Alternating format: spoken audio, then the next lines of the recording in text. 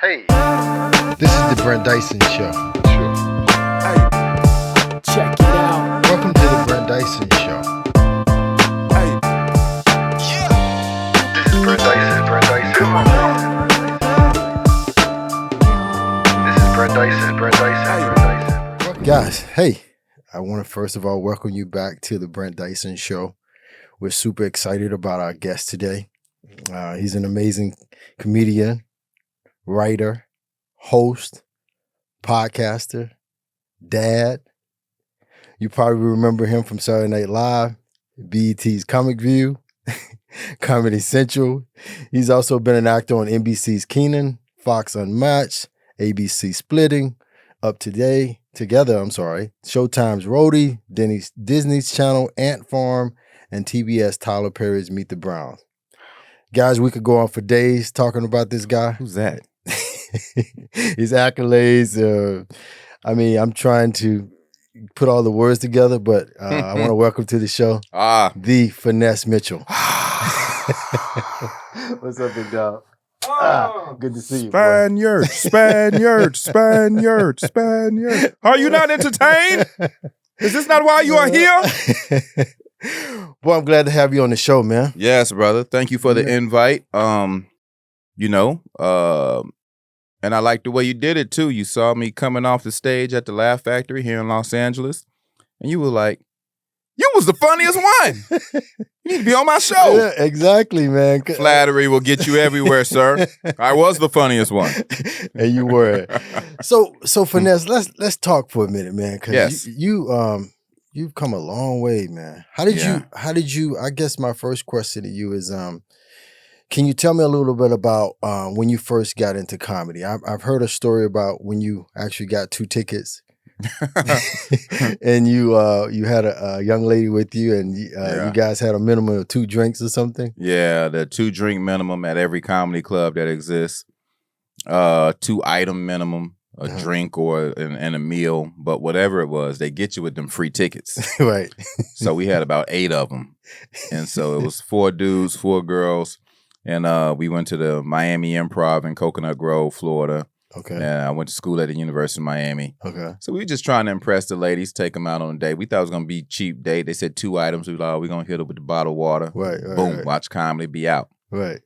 So, we had a very ethnic waitress who let it be known that you will not be just getting waters in her section.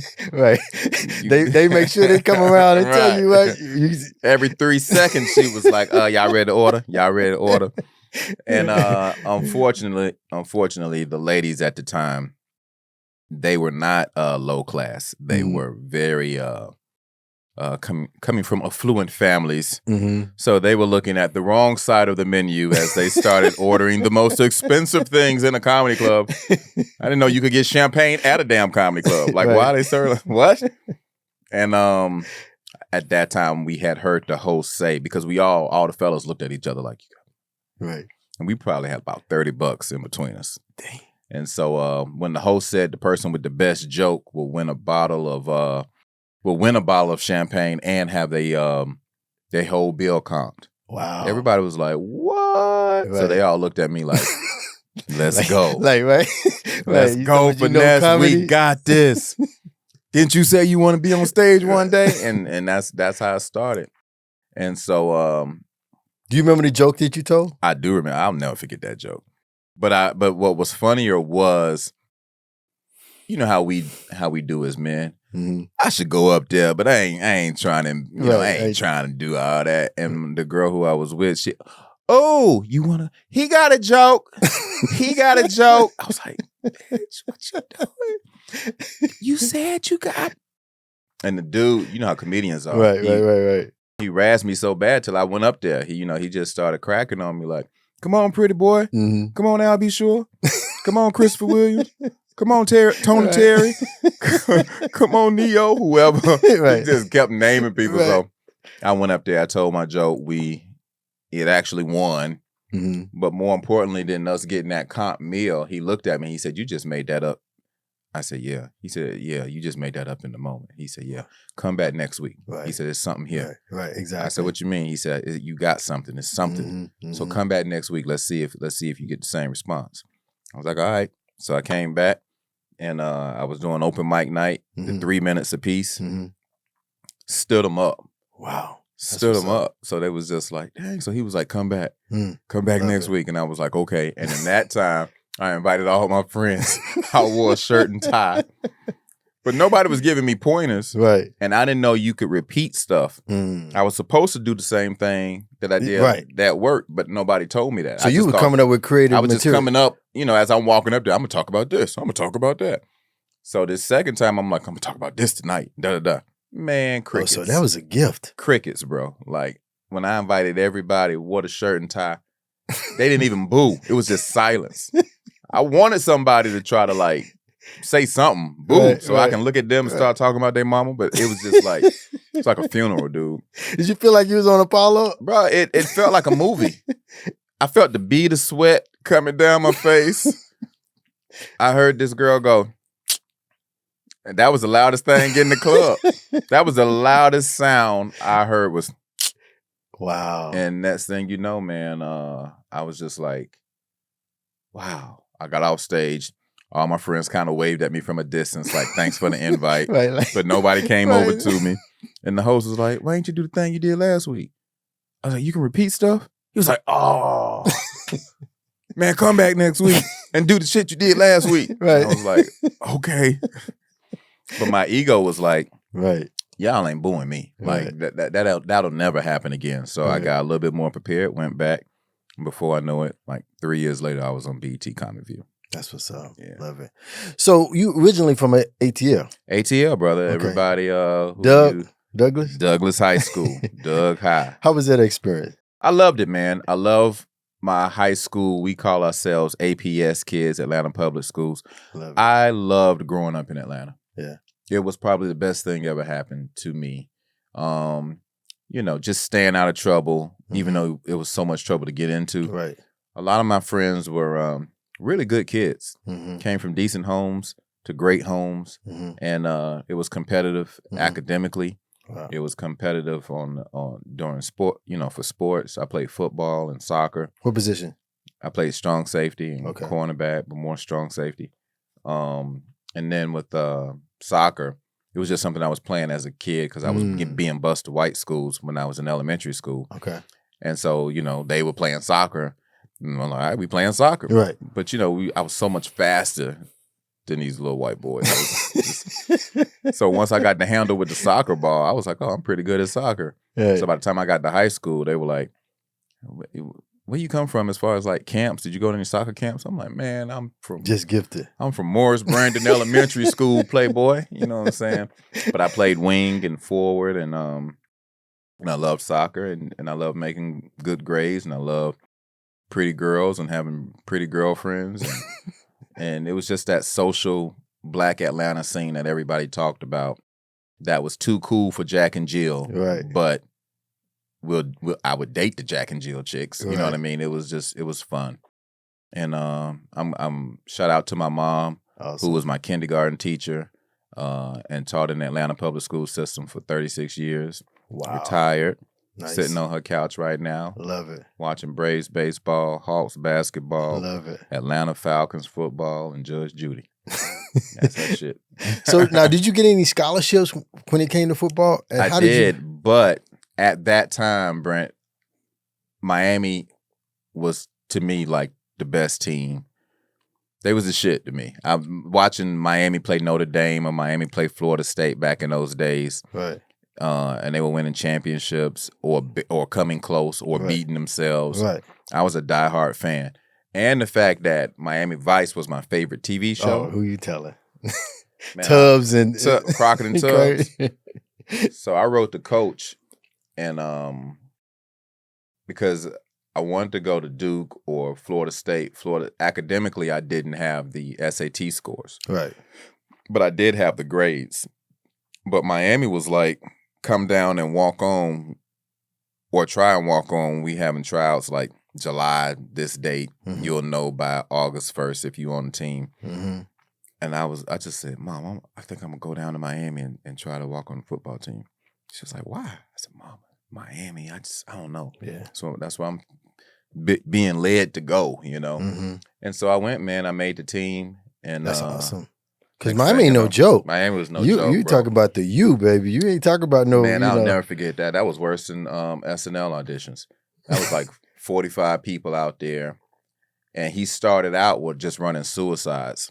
He wanted you to run from the end zone to end zone under 15 seconds. So I'm like, oh, psh. Okay. But we had to do 15 of them, and you get 5 Right. seconds rest when you Right. get to the other side.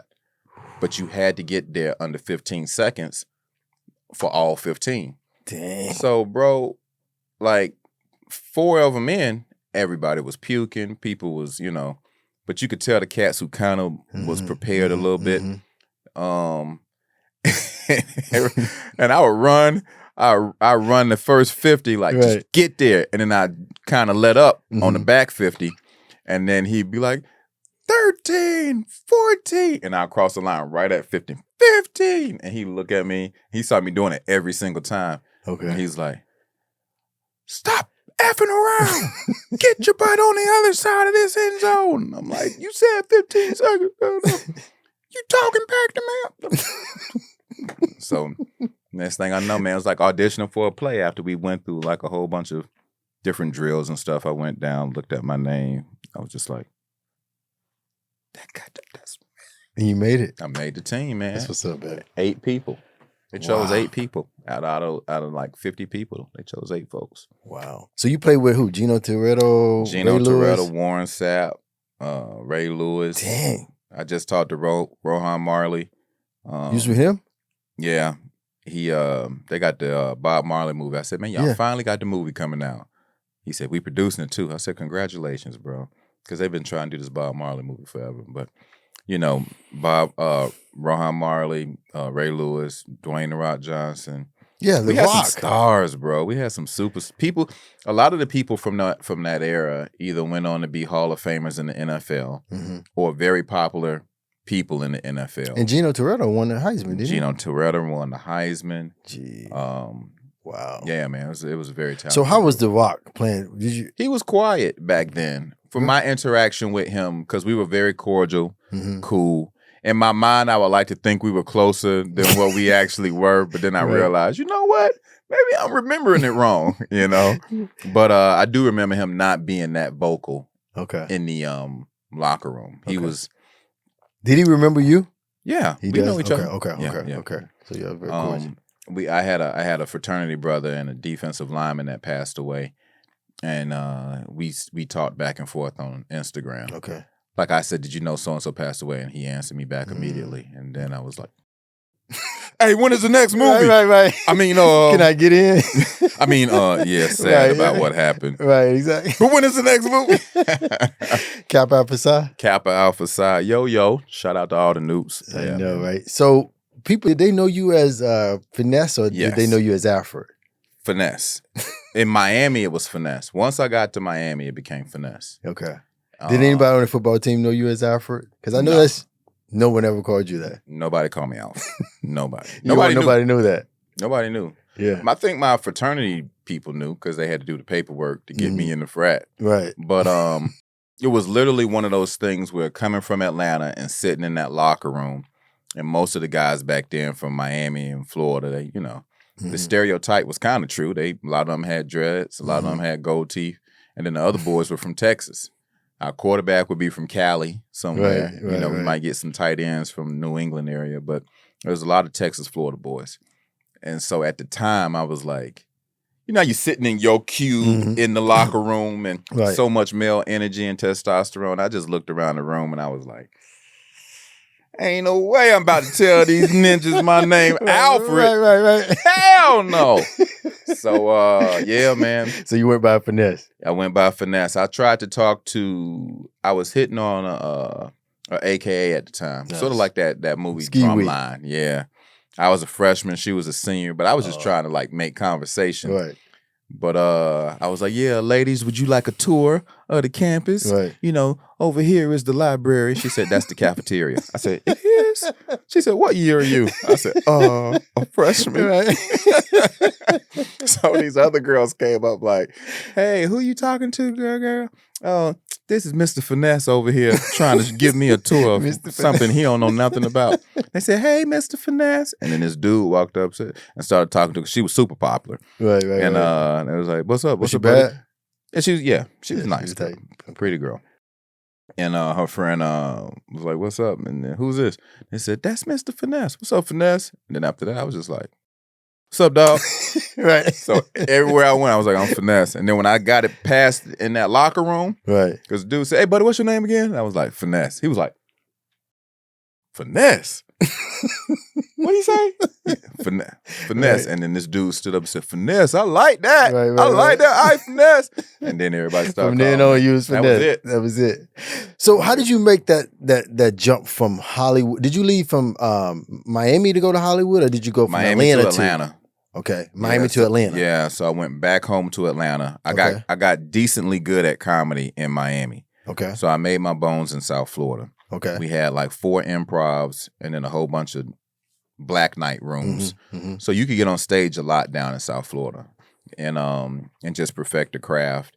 And then I moved back to Atlanta. Mm-hmm. Atlanta comedy scene was different. A lot of haters. Uptown Comedy. Uptown Comedy Club, a lot of haters. A lot of haters. A lot. It's just too many people trying to get on stage, and the politics was bad in certain clubs, and Is the politics energy in was comedy? bad. Absolutely, it's politics everywhere. Yeah. But the energy was bad, and so I ended up doing more white comedy clubs in Atlanta. Mm-hmm. The Punchline and whatever else. Atlanta Funny Farm, way out in Alpharetta. But it was great because making people laugh in South Florida was dope because it wasn't just black. Exactly. Everybody's in Right. South Florida. It brought a lot more diversity to your. Everybody. Jewish, Cuban, white, black, Puerto Rican, Dominican, Right. Caribbean, so Haitian. You know, but then when I got down back up to Atlanta, it was more like, hey, can you make white people laugh? And my father Right, used to always say that. Can you make white people laugh? I Right. said, yeah, I can make white people laugh. Are they laughing at you or are they laughing at what you said? Exactly. And Big I'm difference. Like, So then I started crafting my jokes like, oh, okay. So then when it became more about looking at the room, and if anybody ever tries to get into the stand-up comedy game, sometimes it's very important once you get good at it to look at the room. Right. You know, you can force them on your point of view on people, but sometimes the way you win a room is connecting with the room 1st, you know? And so, yeah, man. I So feel that's when like you moved out to Hollywood. What made Yeah. you make that jump? How'd you go from Comic Atlanta? View. Comic View. BET Comic View. They came to Atlanta. Ricky Smiley was the host. Mm. I was an alternate. They picked me to go on one night when somebody dropped out. And then next thing I know, I'm like, damn, Mom, I'm be on Comic View. And I taped it, had a great set. Awesome. They started chopping up my set and started putting them in those clips of different subjects. And they be running them, you know, all the time. Because, you know, they'll show the first pass of everybody's set. And then after that, they would do like subjects. And so if you had a subject on black people and stealing, black people in nappy hair, black people in fast food, fat people, dating, da-da-da-da. You know what I mean? So I was being shown a lot. So I'm like, man, I think I'm ready to go to LA. And ignorance is bliss with a lot of stuff. But at that time and at that age, I was like, I'm on TV. I'm going to LA. And I just, you know, Just packed up and left. I've always kind of had that spirit in me to do first and ask questions later. And so, you know, I got out here, tried to make my way the best way I could. And it was definitely different. You know, LA is What definitely was the different. challenge for you when you first got out here? Like what? Because I know you had a plan. I had a plan. I had about $2,500. That went really quick. Oh yeah, in LA. Right, bruh, that went so quick. One of my first jokes was, you ever find out you live in a bad neighborhood by watching a movie? I saw Training Day. I was like, that's my house right there. You know, it was like I was living in the jungle and didn't even know it. I just thought I was living in affordable living. Anything with Martin Luther King is the cross street. You in the hood. Yeah, you Bruh. you saw the movie and then you recognized that. Bruh, I'm like, I'm living on Rodeo. They was like, nigga, that's rodeo. That's a different area. That is not the same. Right. And so, bro, but I loved it because to me it almost took me back to, I'm scrolling. You know how you be online for a fraternity? I'm like, I'm pledging this. I'm getting pledged all over again. Right. It dropped my ego. Now, mind you, I didn't know my neighborhood was bad. You know, I thought that helicopters was just extra security at night checking on everybody. Right, I didn't know they were looking for right. people. So I didn't know my neighborhood was bad. I used to lay at night be like, they so concerned about us.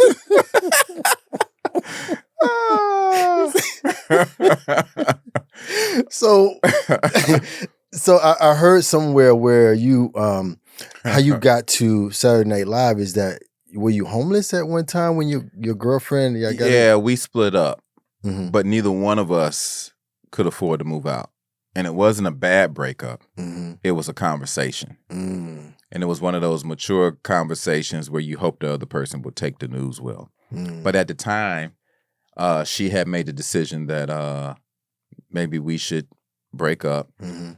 and I think that it was in LA was new for her too, Mm. and she was she was here a year before I was, Okay. so she was kind of plugged in already, Right. and she knew the comedy scene a little bit, Mm. and she started working at the Laugh Factory. So the whole plan was, I'm gonna go out there and get set up. Like this Right. was some Bonnie and Clyde shit. Right. I'm gonna go out there and get set up. Right. I'm gonna get you out there. I was Right. like, all right. Next thing I know, she running the Laugh Factory. I'm like, how the hell are you running the Laugh Factory? It was the craziest thing. But once I got my money up and my ducks in a row, and I think she helped me ship my car out. That was it. I was on my way. And so, you know, one thing about doing stand-up comedy and having a pretty girlfriend is she gets to see other funnier comedians Right. whose trajectory is doing very well. Right. So she at the time, she was like comparing them to me, like, yeah, I think you holding me back. I think this is backwards. I think I could be. You ever see a homeless person with a dog? Right. And you be looking at the dog like, man, the dog be looking at you like, tell him to let me go. I could do if I want to attach to this cart, I find a home. Right. So, I go to yeah. the suburbs somewhere and live. So 3 years out here of hustling, 3 Mhm. or 4 years out here. Because I got out here in 99, but then I got SNL in 03. Tracy Morgan was leaving the show. They was trying to replace Tracy Morgan and Dean Edwards, and they were looking for 2 new black guys. And after a very extensive, vast search of African American people, myself and Kenan Thompson joined the cast in 2003. Okay. So that was the beginning of, and that was also when it was just like, who got SNL? Finesse. No, Finesse didn't get SNL. Finesse on Saturday Night Live, bro. Wow. So it's literally like plucking one crab out of that barrel Right. and dropping them in New York City. Wow. And all the crabs like, what the hell? Right. Now, mind you, everybody can get out of the barrel. Exactly. It ain't like the comedians had the power to pull you back down. Right. It was just a barrel. And you had to crawl to get up out of there. Mhm. So when somebody kind of gets plucked up out of there, everybody like, what the hell? Right. You know, and So just a blessing. it was a blessing. It was. How an was that experience on Saturday Night It was Live? it was the second best experience of my life. I always say, looking back at college at the University of Miami, that was the best experience. Okay. But as an adult, SNL was like the best experience. It was a pressure cooker. There was no pep talks. Mhm. There was no employee handbook. It was just like you enter a room like this, Mhm. but it's full of your cast members. And we cramped up in there and we all staring at each other and people who, you know, the cool kids are talking and the new kids are just sitting back and you're trying to like make friends. Hey, Tina Fey, how you doing? Yeah, I want a Coke and a turkey sandwich. Oh, no, I'm Finesse. I'm the new guy. I don't work here. Right, you don't work. Oh, nice to meet you. I want a Coke, a turkey sandwich. Y'all hazing in this bitch? What? So, it was fun, bro. Right. I learned a different style of funny. Mm-hmm. I learned how to work well with others, Mm-hmm. more so after the fact. Mm-hmm. And I learned how to be a professional. And I learned that the business part of show business, bro, it is what they say it is. And Explain that. What do you mean by the that? business part of show business is you may write something funny, but we're going to use this person's sketch. Mm. Why? Well, we owe it to her. What does that mean? Well, we didn't do her thing last week, so we're going to do it this week. But my sketch is funny this week for this particular host. It's not going to work next week. Right. Oh, we'll have a black host and 4 more shows. Use it there. Mm. Oh. Oh. You just going to say it like that? Okay. You woke up then, didn't you? Yeah, like, oh. And they don't care about your feelings. Mm-mm. But they're not trying to hurt them either. Mm-hmm. They letting you know we got a show. We're going to do what's best for this show. Right. It's business. It's business. Nothing personal. Once I learned that, it was just sort of like, okay, so sometimes you win some, sometimes you lose some. Because when you do something that you wrote in 10 seconds after something you've been writing for 10 hours that you spent the night in the building writing, but you got to turn in 2 sketches and you're like, oh, I need a second sketch. And then you write something, just some BS, because you got to turn in 2. And they pick that. Are you mad that they didn't pick the one you spent 10 hours on? Are you mad that they picked the BS sketch that you barely spent any time on? Or are you happy that they just picked one of your sketches? Exactly. And then you go, let me shut up and be happy. Be. And then you try to figure out what was it about this one that connected with everybody in the room that they really like this one. And then you try to duplicate that for next week. And then you realize it's a different formula. Throw out the old formula because that's not what they're picking this week. It was such a mind clusterfuck week after week after week that you would just be like, where the hell we work again? Because it's supposed to be fun, right? Right. This is supposed to be funny.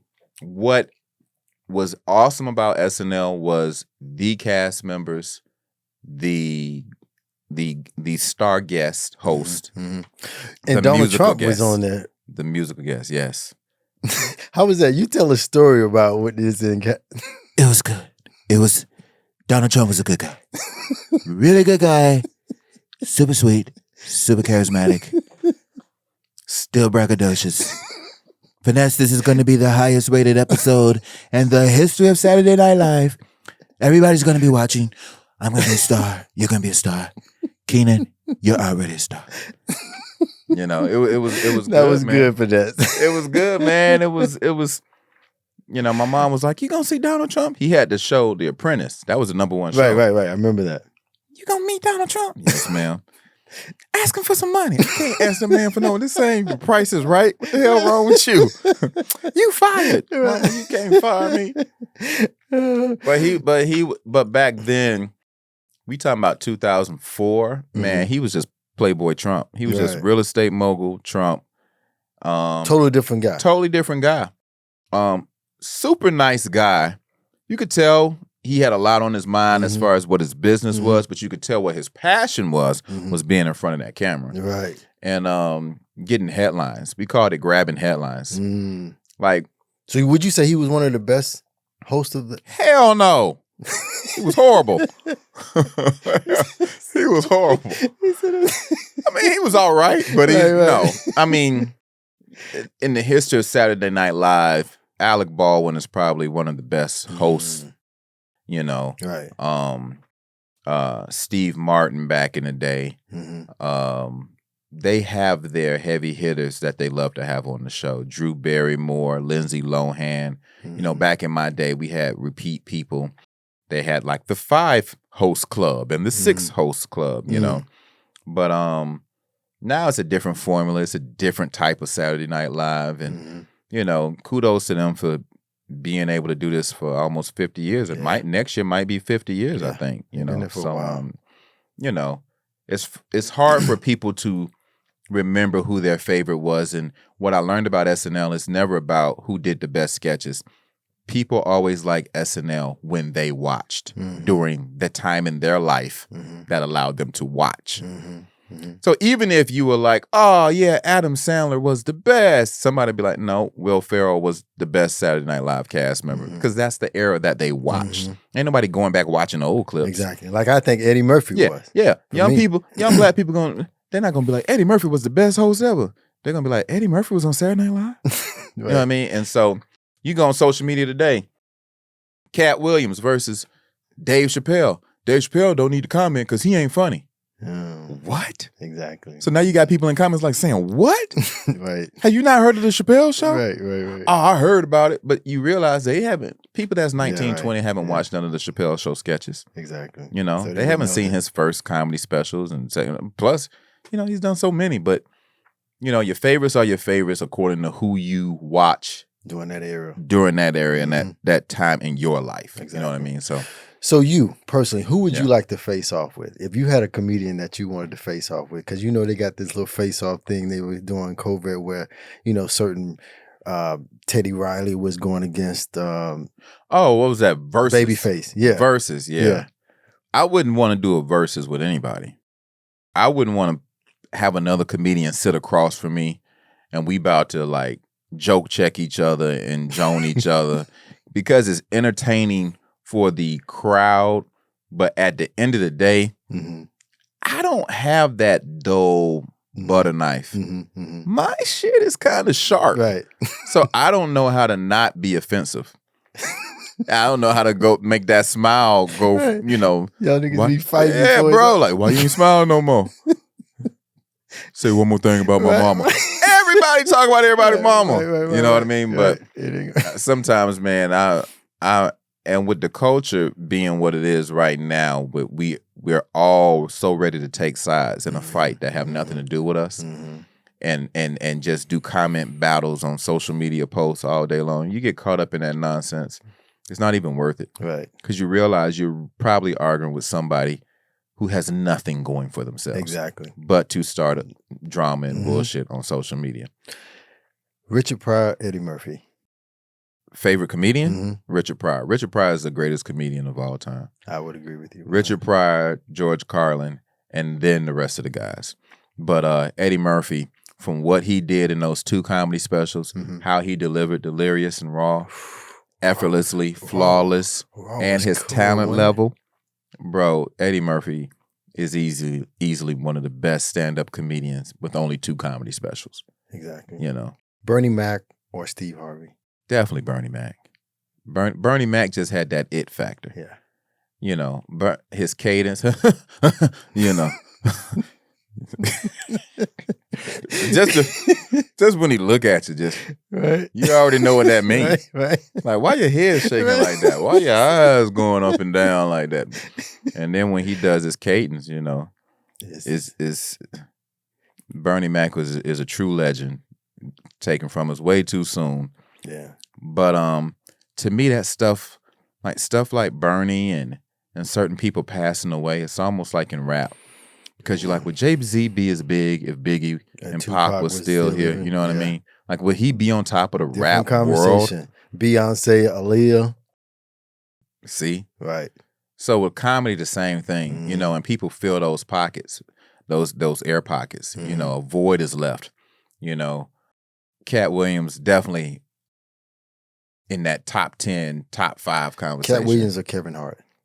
As far as funny, I like Cat. Everybody loves Cat Williams comedy. His stand-up comedy, especially his first probably 5 specials, just fire. And you love it when somebody plays a character that's really them, but it looks like a character. Right. Like him playing Money Mike on Friday and him walking on stage with his hair pressed. Right. And every joke is really well thought out and it's like a dope-ass joke. Cat goes into politics, conspiracy theories, he knows it all. black culture, gang culture. Yeah. He can do it all. Yeah. White people versus black people, you know, and he connects the dots so beautifully that you just like, leave, man. And then Kevin, to his own right, is super dope because his work ethic is great. His jokes are funny. His facial expressions are funny.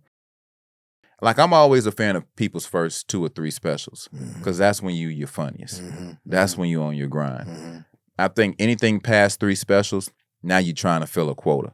Now you're trying to feed the machine, and the material may not be as hungry and as well thought out and as funny as the first 3 specials. You know what I mean? Because it's almost like a quarterback. You give me $150 million contract.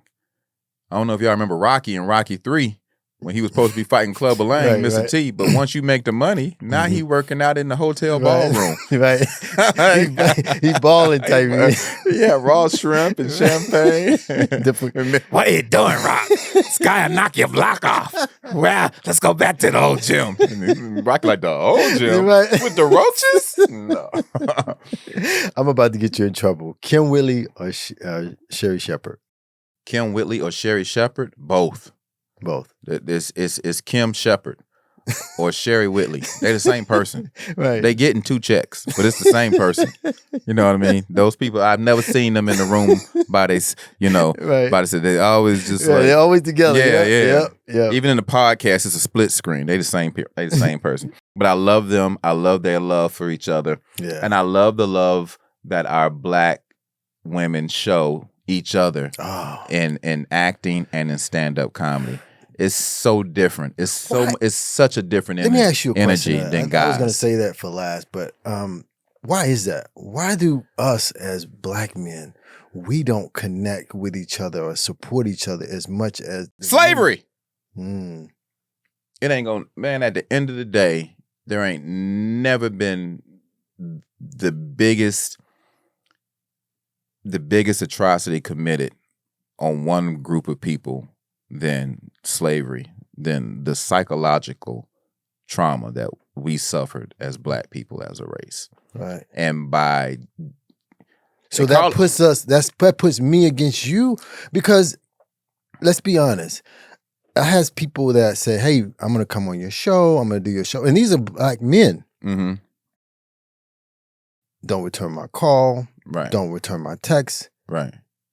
But you Right. return my text. We had a conversation. Why do Black men? Mm-hmm. Because I'm all about supporting you. You support me. The white guy ain't even got to like the other white guy. He'll support him. Why do we do that? We support up. Oh. We don't support down. Okay. And we feel, and it depends on how you were raised or what happened in your life. Some people get a true calling, a spiritual calling from God, where they're so open. As long as they feel like it's going to be a safe environment and they get good energy, good vibes. Mm-hmm. I saw something authentic in you. I saw something that said, this is not a waste of my time. Amen. I had to go and explain it to my wife. Mm. I'm going to be leaving at this time and I'll be back at this time. Amen. Got to explain to my kids. I'm going to go do this at this time Right. and I'll be back at this time. Amen. Black people don't want to do that if they don't think it's worth their time. Right. Hey, babe, met this dude at a comedy club. Right. He got a show. He want me. No, it's, hey, I got to block out this hour to go do this because I made a connection with somebody that I thought, it would be worth my time. Amen. Now, it may bless you, but more so at the same time, it's like once you have that spiritual awakening where you have a strong sense of self, Hey. once you are not insecure about who you are, once you realize you are not in competition with anybody out here that looks you're like in your own lane. You in your own lane, and what's for you is for you. Once you truly feel that way and live and move in that space like that, Preach. then you realize the more you support down is how you get pushed further up. Amen. Because the blessings start coming versus you trying to be strategic and support up when up don't really need you. Up is already up. Dang. Is that some? You preaching now. You are preaching. That's spiritual. I mean, do they see that, or is it a mindset? Because I hold accountable the dudes out here that see it, know better, and they choose to say, "Yeah, man, give me a call," when they know they're not gonna call you back. Those are the guys that I don't have the patience for. But I smile in their face every day just like they smile in mine. Right. Almost like that Nina Simone. Was that Nina Simone talking to who was she talking to? Oh, I forgot who you was The black guy, the author, the gay guy, the golly, but she was like, lie to me. Right. You lied to the white man. Yeah, golly, who was that? I'm staring at his face. Oh my God! Now you got me thinking about who that was. That was He's an author. He's brilliant. Golly, what is that guy's name? He said, "You lie to me. You lie to the you white lie to man. that white man. Yeah, You lie lie to to them people me. on the job. Lie to me. Right, but you come here and give me shit Right. all day. And that little thing that's gone viral on social media, it didn't go over my head because I realized that I don't have to lie to you. Mm-hmm. I don't have to lie to the younger comics coming up. And I realized after 25 years of being in this business, it's not the money, because the money makes you more depressed. Exactly. It's not the job opportunity of being in a hit show or a hit movie, because that's work. Mm-hmm. You still got to show up. Exactly. You still got to get dressed in this little small space. Mm-hmm. You still got to be professional on set. They clock out at the same time. They want you back up at 4:30 in the morning the next day. And then you realize, wait a minute, I got to do this for 3 more months. That's a job. Mm-hmm. Mm-hmm. Now you got to wait another 6 months for that project to come out. Mm. Now you're like, where's my instant gratification when they say it's a wrap? Right. So people don't even know you've done stuff until something actually comes out. And in Hollywood, how often do we know stuff don't even come out Exactly. Don't after even you hit put it. all that work in? Mm-hmm. You got to check, but you're still in the same space. What would you tell the old 2000 Finesse Mitchell? I talked to that dude a lot, bro. I was way too arrogant. Yeah. And I was way too quiet at the wrong time. Mm. Because sometimes when you have a good sense of self, sometimes you're quiet at the wrong time and people mistake it for arrogance. Mm. Why you ain't coming over here hanging out with us? Mm-hmm. Oh man, I'm working on something. I'll come up. But I didn't know how important that was Mm-hmm. to network with your. I said this on the Wendy Williams show because I got a chance to host the Wendy Williams show. She was interviewing me and I was telling Wendy, I said, part of being a professional is how well you work with others. Right. You know, not you showing up on time, not you doing great work. How do you interact with your coworkers? Mm-hmm. And sometimes that's that whole lie to me, because you Right. may not like them, Right. but you better lie. Right. And a lot of times you will, Right. because you don't tell your coworkers exactly how you feel about them. Right. Right. And so with this business, show business, I realized that as we all go through mental, jumping jacks up and down. How did you deal with that? And how do you I deal deal- with that now? I deal with The it mental. now. I feel like a lot of us deal with it now. Mm-hmm. How does Finesse handle it? What does he do? Do you meditate? Do you pray? What? How do you deal with those? Outside challenges? of smoking weed, no. My blessing came through my wife. Mm. My wife is such a fantastic woman that it's through her that I realize I'm so wealthy. Mm. It's through her that I realize I won. Right. Whatever I thought I was running, whatever race I thought I was running to be the best or the richest or the funniest or the, Mm-hmm. I realized the peace of mind Mm-hmm. is knowing that you have connected with one person on this earth that has that same everything, that same blueprint that you have. And her laugh, her smile, even her disapproval, that's the most important thing. Then you tackle the kids because you realize how we gonna do. We so unprepared. We so unqualified. Before you go- how do? But then you realize, oh, we got to figure this out because now we're trying to raise two new humans, and we don't want them to be anything like what we don't like out there in the world. Mm-hmm. So to me, I realize outside. Is that of what putting- saved you? Absolutely. Absolutely. Because don't get me wrong, when I say SNL, Miami was the first best time of my life. SNL was the second best time of my life. But it was about the partying. Mm-hmm. It was about I thought I wanted to do this. Mm-hmm. And I did. Mm-hmm. Everything I thought I wanted to do on SNL, I did. Everybody I thought I wanted to party with, I pretty much did. Mm-hmm. And it was so great to be around people bubbling at that time where they was like on the verge of being mega superstars. Mm-hmm. Now they were stars, Mm-hmm. but now you about to be a mega superstar. Right. You were Justin Timberlake, but now you about to be JT. Mm-hmm. You were Ashton Kutcher, but now you about to be Punked and MTV Mm-hmm. and Demi Moore and all this stuff. Mm-hmm. Like it was so many young cats, Leonardo DiCaprio, Idris Elba, Right. all these different people were in that era. Right. We were all just like, we in the club. Right. It's New York City. Right. But you realize that group of people that you were partying with were there for a reason. And you were in that same area, in that same space for a reason. Mm-hmm. How do you sustain it? How do you maintain it? Mm-hmm. How do you make it a keep up? career? Mm-hmm. And some of the people that you don't see anymore, you're like, But some of the people that you still see, and that bat that you keep beating yourself up Mhm. with, you got to take that out your hand. Mm. You got to stop hitting your own self with it. How did she help you get to that though? Faith, Right. God, trying to show me something that's more important than the next Mm-hmm. acting job, the next stand-up gig. Mm-hmm. Kevin Hart is a megastar. Cat Williams has this. Mm-hmm. It doesn't matter if Bernie Mac passes away early. Mm-hmm. Did he live a full life? Mm-hmm. Was his dreams really realized? Right. You know what I mean? I don't Mhm. wish. I think Kobe Bryant was about to be bigger than Kobe on the basketball court, Man. and he was snatched from us.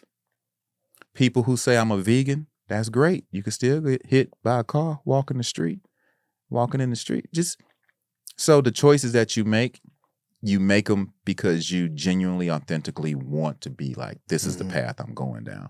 And I think when people, and social media plays a huge part of depression. When Mhm. people start comparing everybody's wins Mm-hmm. to your page, to your own Right. page, and realize you're not posting no wins, Mm. post your family. That's the biggest win you got. Post people who love you. That's the biggest win you got. How'd you? And guys, in case you don't know, Finesse is married to Idra. Is it Adra? Oh, Idris. Idris. Yeah, Idris. Idris DeBarge. Mm-hmm. And if you recognize that last name, she is El DeBarge's daughter. Yeah. How did you meet her? And did you know about El DeBarge? I mean, I'm sure everybody knows about El DeBarge because I know about He El was my first concert that I ever went to at 12, 13 years old. Like You're kidding. DeBarge, Luther Vandross, and The Deal. When Oh, Babyface was in The Babyface Deal. in the deal. Yeah. Yeah, they came to the Two album in occasions. Atlanta. Yeah, I mean, man. And I had a huge crush on Bunny DeBarge. Right. But I met her on the movie Who's Your Caddy? With she Big was- Boy. Yeah, she was working with Tracy Edmonds' company to produce that movie. Mm. And I met her, and she was super sweet and super professional, super tall. Did you know who she was? Just knew she was super sweet, super professional, super pretty, super tall. Right. You know, I just introduced myself. Hey, Finesse Mitchell. She was like, nice to meet you. You're supposed to be in that room over there. Right. I was like, oh, you don't want to talk? Okay. All right. Right. You don't want to have no conversation yeah. with me. And so, but then once I started doing that movie and we felt like, oh, this shit is pretty funny, you know. Right. It you don't see that person until you're again like, oh, I'm done with that. Oh, hey, remember me? I tried to say hello earlier. Right. He tried to holler at you. Yeah, excuse me. So, you know, it was years later because I had actually I had gotten engaged, I had gotten married. Mhm. I actually let her know that, hey, I'm engaged. I'm about to get married. I'm about to get married anyway. I was just saying hello. You need to fix your attitude. Right. You know, my marriage didn't work out. Right. And so when I moved back out to LA, I looked her up. Mm. And Okay. bro, I got her phone number from a high school friend. And I just started texting her every day. So she didn't even know you had. Text got her her ass number. every day. Text her ass every day. Because she knew me as married. Like, we all got Facebook. We all got Instagram. So she knew I went off and got married. Right. But what she didn't know is it didn't work out. So what she didn't know is that I was trying to, you know, get at her. Mm-hmm. But she was in a relationship at the time that I didn't know about. Because I'm like, why ain't she returning my... Who don't want to be with Finesse? Right. But we ended up connecting, you know, a couple of months later. That's a story in itself, the way that's like a movie, the way that happened. And next thing I know, We're married 10 years in, a decade, Congratulations. 2 man. kids, 2 little girls. And Eva and Elle. Eva and Elle. Raising Elle and deliver us from Eva. And they just, and it's the energy that we thought we would get. Yeah. But it's always that one child that's just like you. Right. And you heard And she's like you. And you hear your parents say, Right. You're gonna get yours one day. One day. Yeah. And sure enough. Sure enough. Would you let them go to school at University of Miami? Yeah. I will support my daughters doing whatever they wanted to do. Awesome. Because that's what I learned. Just support them. How does it feel being a girl dad? It feels amazing. Because I remember Kobe talked about that. And It's amazing. It's Yeah. different. You stick your keys in the door, you think it's a Yorkie on the other side of that door. Daddy! And I know that's not going to last forever, but just that excitement of somebody running to you and grabbing your legs when you Yeah. walk through the door, man, I'm just cherishing that moment because I know it's not going to last. Oh, yeah. Yeah. When they I love it, 13, 13, 14. Dad, you got some money? They snitch on me a lot. I Oh, don't yeah. like that part. Like, they think that they're at the level of my wife when it comes to the hierarchy in the house.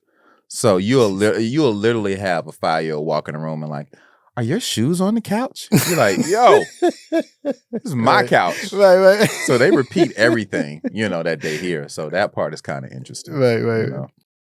Well, the last part of the show, I call it Dyson's Tea.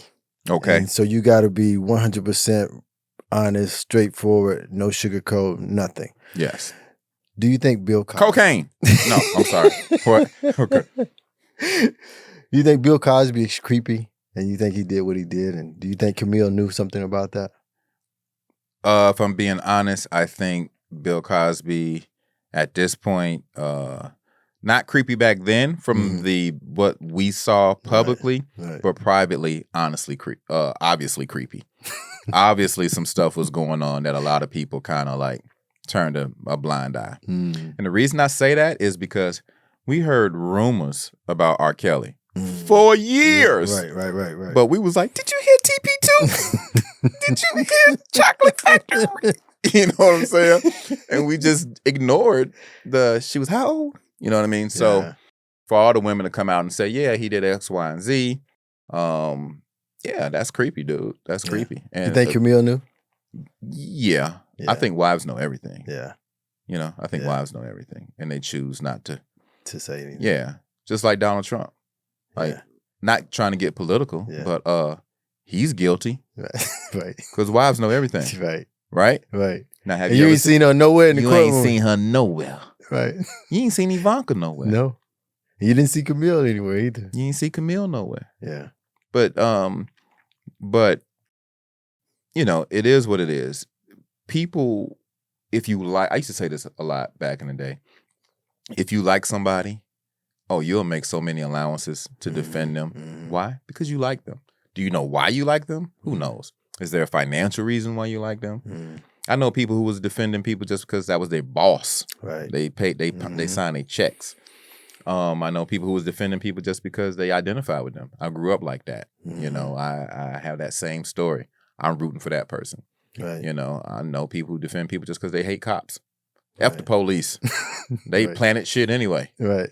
No. The cocaine was on the table when the cops kicked in the door. They went in, planted the cocaine, came back out, then kicked in the door. No, that's not what happened. Do you think Hollywood is self-serving? And if so, how? Yes, Hollywood is what you just described. Hey, I'm Brent Dyson. I want you to come on my show. Yeah, man, give me your number. Right. Yeah, what kind of show? They say yeah before they even know what kind of show it is. So it is. Yeah. I had to Google you, look you up, ask 3 people. You know what I mean? Right. But then I'm like, okay, I'll do it. I've done my research. I'll do it. But it's self-serving in a way of like, how does this benefit me? Exactly. How big is your platform? Right.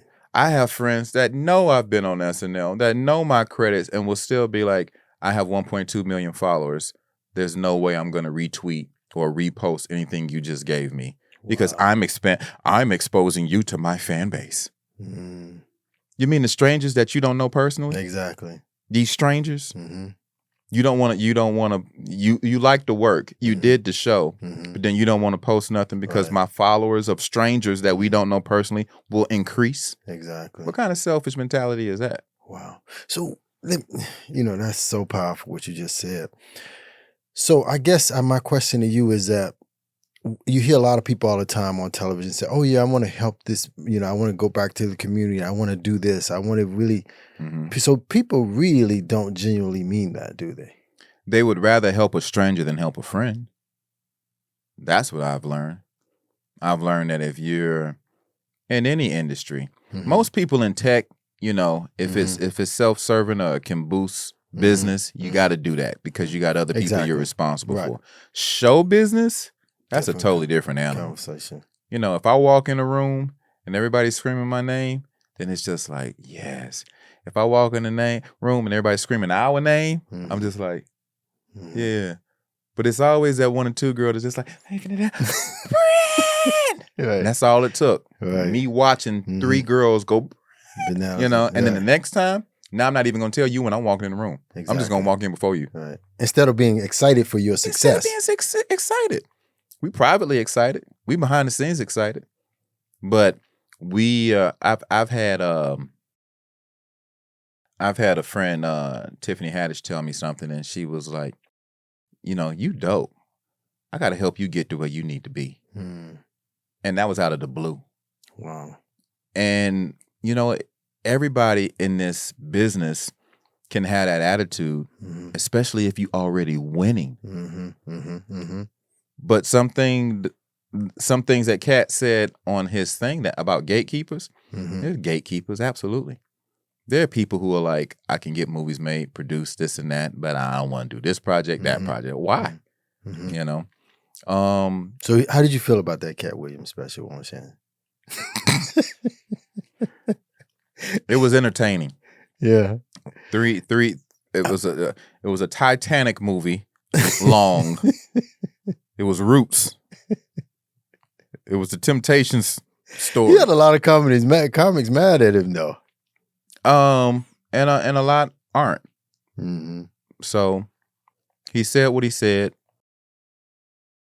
That's the route he chose to take. Mm-hmm. I felt like a lot of it, because Kat's also brilliant, Right. but a lot of it was off the dome and a lot of it was kind of scripted. Mm-hmm. And if you sit here and let me talk Right. without asking me any The question- follow-up questions, right. this is about to be a comedy show. Right. And he turned. This is what I do. Yeah, I'm just sitting down doing it. Right. Yeah, I thought about that. Yeah. He did, yeah. Shannon didn't fact check nothing. Right. Okay, tell me 3 of the books you read.